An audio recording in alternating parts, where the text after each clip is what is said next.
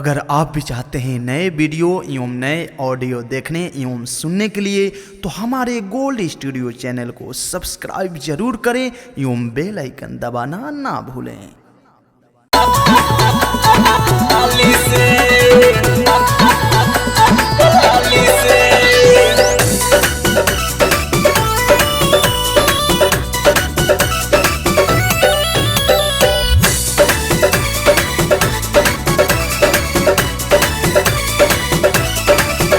जन छिपाई बात बताई हमके हाली से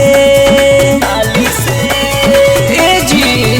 जन छिपाई बात बताई हमके हाली से, जन छिपाई बात बताई हमके हाली से। कैसे गालाल कैसे गालाल कैसे गालाल भइल राजा बोली उठा लाली से।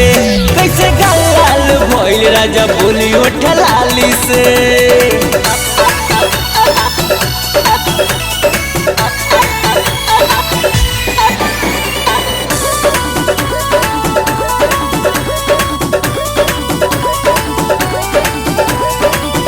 मरले बानी माजा राजा चोरी चुपे हमरा से।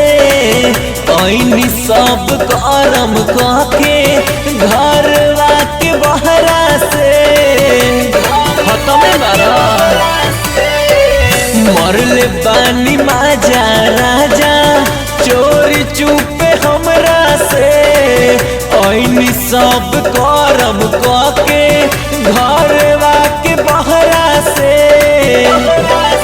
कछु लड़ताटे आखिर के कठाली से, कछु लड़ताटे आखिर के कठाली से। कैसे गालाल कैसे गालाल कैसे गालाल भइल राजा बोली उठा लाली से। कैसे गालाल भइल राजा बोली उठा लाली से।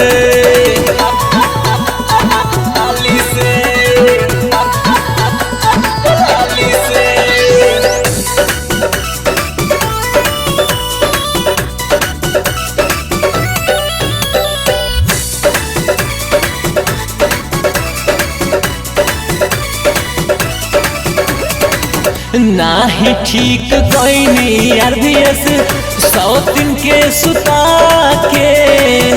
3 दिन से जातानी रउआ बलबुता के। मन में हड़बड़ नहीं जाई ठीक नाही कोई राशन 100 दिन के सुता के। 3 दिन से जातानी रउआ बलबुता के। मन करता कि कान भदी गाली से, मन करता कि कान भदी गाली से। कैसे गालाल कैसे गालाल कैसे गालाल भइल राजा बोली उठा लाली से। कैसे गालाल भइल राजा बोली उठा लाली से। जन छिपाई बात बताई हमके हाली से ए जी। जन छिपाई बात बताई हमके हाली से, जन छिपाई बात बताई हमके हाली से। कैसे गालाल कैसे गालाल कैसे गालाल भइल राजा बोली उठा लाली से।